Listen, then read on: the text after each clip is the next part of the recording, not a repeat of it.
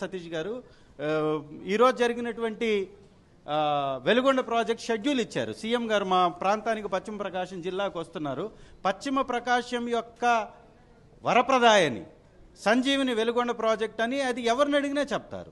వెలుగొండ ప్రాజెక్టుకి 96లో శంకుస్థాపన చేసినటువంటి చంద్రబాబు నాయుడు నేను శంకుస్థాపన చేశాను, నేను పూర్తి చేస్తానని మొన్న కూడా ప్రగల్భాలు పలుకుతున్నాడు.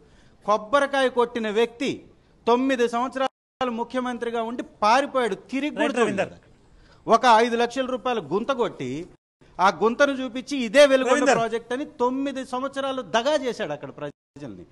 దివంగత మహానేత రాజశేఖర రెడ్డి గారు వచ్చిన తర్వాత దాదాపు 20 కిలోమీటర్లు టన్నెల్స్ కంప్లీట్ చేశాడు. ప్రాజెక్టుకు కావాల్సిన అన్ని అనుమతులు తీసుకొచ్చాడు, పర్యావరణ అనుమతులు తీసుకొచ్చారు. అలాగే ల్యాండ్ అక్విజిషన్ చేసి ల్యాండ్కి సంబంధించిన రైతులకు డబ్బులు కూడా చెల్లించడం జరిగాడు. అయినా కూడా దాని మీద మోసపూరితమైనటువంటి ప్రకటన చేస్తూ ఇవాళ ఎలక్షన్స్కి ముందు 18,000 R&R ప్యాకేజ్ ప్రకటిస్తానని తను చెప్పినటువంటి వ్యక్తి ఇవాళ R&R ప్యాకేజ్ ఇవ్వడానికి కావాల్సినటువంటి 1000 కోట్లను విడుదల చేయకుండా 2 సంవత్సరాల నుంచి దగా చేస్తూ మళ్ళీ ఈ సంవత్సరం ఇప్పుడు కానీ దీనికి సంబంధించి